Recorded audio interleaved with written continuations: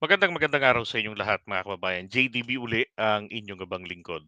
Alright, so sinasabi po rito ni ADM Aquilino na ano, oras pinag-uusapan kasi rito ay ang yung nangyayari po sa West Philippine Sea. Kasi nga naman dahil nga sa mga video na kumalat, 'di ba, na galing sa side ng Philippine Navy o ng Philippine Army o ng Armed Forces of the Philippines, sorry. Kasi yung sa China kulang yung pinakikita nila, yung nagwagayway ng banderang puti o nakatelang puti, puwedeng towel o kaya naman, basta gusto lang nilang palitawin dun, sumuko Pilipinas. Weak tayo, hindi natin kaya, 'di ba? Ngayon, nakita po ng international community maging nila yung video na kaninang plinay natin, gaano po katindi na yung ginawang pag-atake ng China, ng Coast Guard nila sa ating resupply mission na tipong ako naniniwala ako na talagang yung mga yun ang intensyon na nun, makapatay na kung tutuusin. Para kahit papaano matakot maging deterrent ito sa tropa ng Pilipinas, sa Coast Guard natin, sa Navy at, tumalima sa kasunduan ni Digong at ng China noon na status quo, ibig sabihin hayaang mabulok ang BRP Sierra Madre. Hmm. Isang kasunduan na talagang sobrang one-sided. Kahit na anong anggulo mo tignan, talagang magulo ang kasunduang pinasok niya. Wala pong bahagi ng kasunduan na yon na magiging pabor sa Pilipinas. Maaaring sa panandalian, makikita mo, hindi ka ginugulo, hindi ka pinipinsala sa resupply mission. Pero ang epekto nito ay ah, lumalaki lalo ang kanilang ulo, nawiwili sila na mang-abuso sa atin. 'Di ba? At ngayon, eto na nga po yung nangyayari. Dahil sa kanyang makakatarantaduhan na pagluhod sa kagustuhan ng China at kanyang pangarap na band-aid remedy para sa ating ekonomiya. Yun ang mindset nila eh. Kung if I became a skeezer of the Chinese government, then ang ginawa niya sa Malaysia, ang ginawa niya sa Vietnam, ang ginawa nila sa Indonesia, gagawin din ng China dito sa Pilipinas. Well, hindi ho nangyari. 'Di ba? Kasi yung ibang mga bansa na yun, may malaki ho ang tendency na labanan ng China. Pero ang Pilipinas, in his time, naku po, 'di ba? Nagpapakita agad ito ng pagkiling sa kanila. So bakit ka pa naman seseryosohin ng China? 'Di ba? And now, ang epekto nito, yung paglaki ng ulo nila sa kasunduan na pinasok nyo, kahit na walang black and white, eto na, naniningil po sila ngayon. At eto ngayon, yung pagmi-meeting na 'to, ayan pakinggan niyo, ha. It's a really critical hotspot right now that could end up in a bad place. The Mhm. continued belligerent and aggressive and dangerous activity by the PRC against our allies in the Philippines is concerning to me. The Chinese have no legal claim to the area that they have articulated as their sovereign territory, and the fact that they are now fire hosing and ramming Philippine ships attempting to support Philippine sailors on the Sierra Madre. So Okey. I'm concerned where it could go. I would hope that the international community condemnation of those actions is enough to get the Chinese to back off. But if it doesn't, it could. Okey, sabi niya, hindi ko alam kung saan patungo 'to, pero, inaasahan niya yung international condemnation sa ginagawa ng China, maging deterrent sa China na, sa madaling salita, makapagpatigil sa kanila o makapagpahunos-dili na ipagpatuloy itong ganitong klaseng aggressive action nila diyan sa West Philippine Sea. Now, eto yung next. Go in bad places. Kung hindi The daw, Philippines, if a sailor or soldier or one of their members were killed, could invoke Article 5 of the Mutual Defense Treaty, and that would. yun. So, ibig sabihin, kapagka meron tayong isang, tao diyan na napatay, Navy or kung sino pa man, 'no, basta hindi civilian, eh, ito daw ay maaaring mag-invoke ng, ah, Article 5 ng Mutual Defense Treaty. Atras natin konti. And that would put our policy decision makers in a place that would defense treaty, Teka. and that would put our policy decision makers in a place that would require really tough choices. Okay. So yung insidente na 'to, 'no, sabi nga niya, maglalagay ito sa mga decision makers nila. Sino-sino yon? Ano ba yon? Presidente and then, Kumbaga sa Pilipinas yung National Security Council, 'di ba? So sila-sila ngayon ang magdedesisyon na. So ibig sabihin on their own side, okay, the state side, eh hindi nila hihintayin ng Pilipinas kung mag-a-avail tayo ng Section 5 ng ating or Article 5 ba yan ng ating Mutual Defense Treaty with the US. Lalo na ang ating Mutual Defense Treaty po ay updated na ng 2023 na kino-cover na nito ang alinmang lugar diyan sa South China Sea. At inatake kahit saan pa diyan ang ating mga sasakyang pangdagat. Kabilang ang ating Coast Guard. It would be my requirement and responsibility to provide the Secretary with options if that were to happen. Yun, di ba? So ano ibig sabihin nito pag nagkataon? Shit, giyera na to. Giyera na. Yan ang katarantaduhan na pinagagagawa ni dating Pangulong Duterte. Bakit po siya sinisisi rito? Kasi nga naman, yung ginawa po ni Pinoy, ito kahit na ayaw natin kay Pinoy noon, kahit galit tayo sa ginawa nila sa West Philippine Sea, dyan sa Scarborough Shoal, wala tayong magagawa eh. He lost the Scarborough Shoal. Pero mainam na meron silang solusyon ginawa ng dinimanda nila sa South China Sea Tribunal ang China. Diba? Tapos nakakuha tayo ng walang desisyon na ibinaba at inuutosan ng sino man. Bagkus nilinaw nito, kaya umabot ng 500 mahigit ang pages ng ruling na yan. At sinasabi doon, bawat isang mga features diyan, ano lamang ang kanyang entitlement. Pero pabor na pabor sa Pilipinas sapagkat nga po, itong ating exclusive economic zone. Diba? Now, um, hindi ko hindi ko maisip na na mauuwi ang lahat ng ito sa parang magiging banta ng World War III or possible escalation talaga. Diba? Kasi ang US, kagaya ngayon, ito sinasabi na nila, kami nakaabang na lang pag may mangyaring hindi maganda. Ang problema ho kasi ito ang China talagang nagiging agresibo at sinusubukan ang Pilipinas at ang Amerika kung hanggang saan ang ating Mutual Defense Treaty. Diba? That's the gray zone tactics Ipitin ka nila to the point na mawalan ka na ng option kung hindi sila na lang.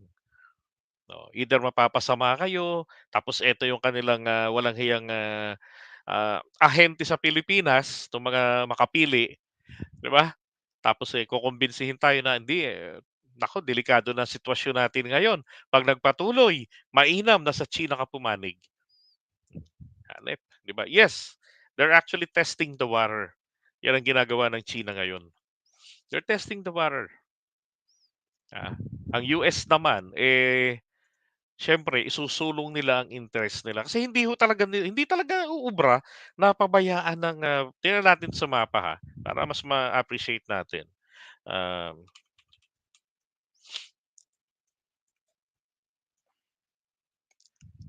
okay, so ito yung map.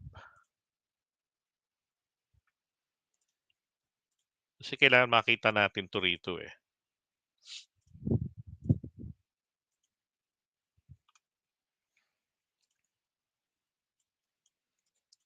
Okay, so tingnan niyo Andito ang West Philippine Sea.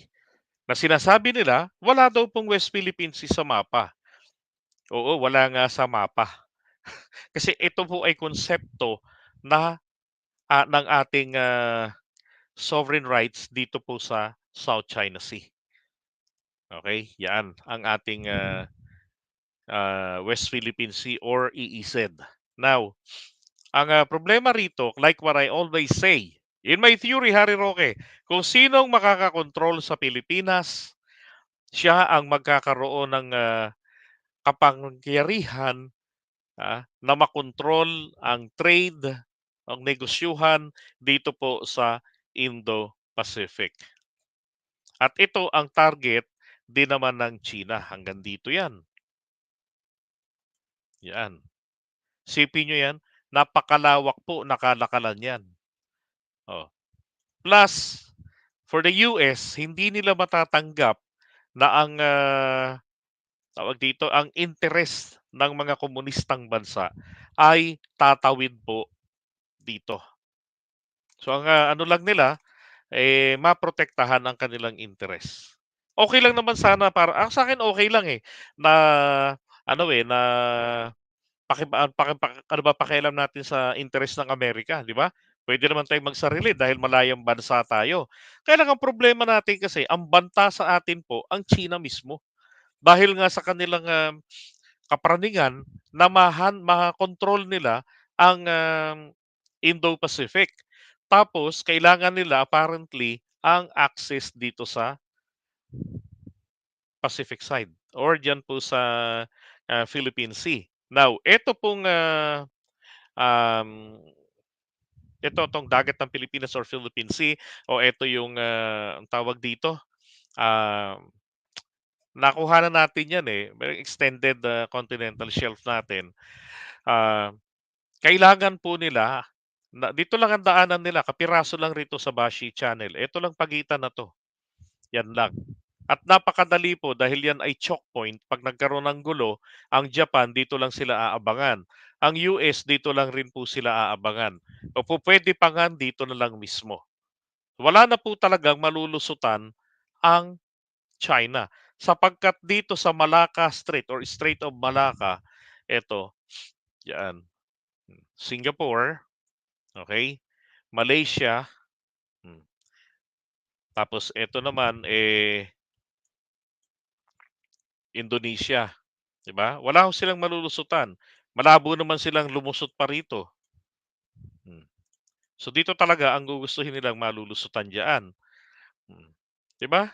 Kahit anong lakas, gaano maging makapangyarihan ng China, ang problema nila ang paglabas dito po sa South China Sea. Kung ang makakalaban naman nila, dito banda magpupugad. Oh, 'di ba? Kaya kailangan nila makuha po talaga ang Taiwan para maisulong ang kanilang, ambisyosong pangarap. Okay lang sana 'yun, wala tayong pakialam dun, makikinabang tayo kung tutuusin. Pero kung hindi sana nila tayo winawalang hiya, kung hindi sana nila, kinakalaban ang Amerika, 'di wala sanang gulo, 'di ba? Problema kasi sila nagiging banta. Nandun pa rin kasi po ang China ngayon sa imperialistic mindset nila. 'Yun ang problemang malaki rito. 'Di ba, ang laki-laki na nga ng lupain nila. Bakit hindi nila pabayaan ang Taiwan hanggang sa ang Taiwan, kusa ng, bumalik sa kanila kaysa sa pupuwersahin nila. Alam naman nila na maraming bansa ang nakadikit dito sa Taiwan na buma-back up, 'di ba? So, dapat ang gawin nila, hayaan na nila status quo. Tapos trading na lang, negosyuhan na lang ang pag-uusapan, 'di ba? 'Di maganda sana ang takbo ng buong mundo. Hmm.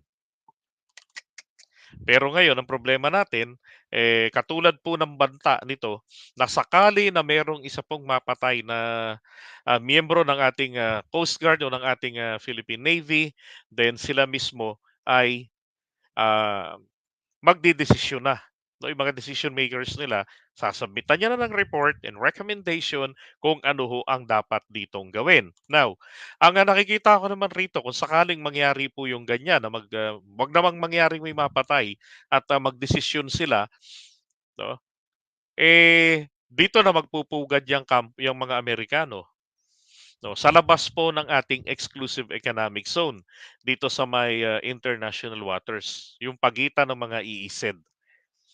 Diyaan. Okey lang po 'yan sa'kin, para sa'kin okey lang 'yan. Basta't ang mahalaga sabayan rin po ng ating bansa ng pagpapalakas ng puwersa natin. Para in case na umalis yung mga Amerikano, 'di ba, meron na po tayong maraming malakas na presensya rito, na pantapat din natin diyan sa mga Chinese militia vessels. 'Yan ang isang importanteng magawa ng ating gobyerno. Hindi lang nitong panahon ni PBBM, bagkus crucial rin po rito yung susunod na administrasyon. Kaya hindi po dapat bumoto ng katulad ni dating Pangulong Duterte na hindi sinundan yung yapak na ginawa ni Pinoy na bagamat napahiya sa kanilang kapalpakan ng kanyang DFA secretary, ng DNA secretary niya, at saka ano ng, DND National Defense, at saka ng DOTC secretary niya. Idinimanda naman nila, inilaban nila ang ang karapatan natin dito sa West Philippine Sea. And they coined the term noong 2012, the West Philippine Sea, to register their opposition dyan sa Nine Dash Line ng China. Kaya wala po sa mapa talaga ang West Philippine Sea. Pero nasa batas ng international law, no, sa pamamagitan ng UNCLOS ang West Philippine Sea. Kay Pinoy sana okay na eh. Kung si Digong ay naging sinundan niya yung ginawa ni Pinoy na ipaglaban ang West Philippine Sea, hindi ho lalaki ang ulo ng mga inchik na ito, 'di ba? Tapos ipinalakas pa niya yung puwersa natin ng naval, ng Navy natin, ng Coast Guard natin. Hindi lalakas ang loob ng China na mambuli ng mambuli sapagkat alam nila na may kalalagyan sila rito. Ang problema, langhiya, parang masaya pa siya na hindi, totoo naman, masaya pa siyang ipagmalaki no'n, eh. Na kesyo gigirahin tayo ng China in just 2 hours, sometimes mga in 5 minutes, nandiyan na sila kasi nandito may mga station na, 'di ba? Puro pananakot sa mga Pilipino ang ginawa. Di ko tuloy masabi kung totoong matapang o talagang isang duwag. Kaya walang ginawa kung hindi idamay ang mga Pilipino sa kanyang kaduwagan.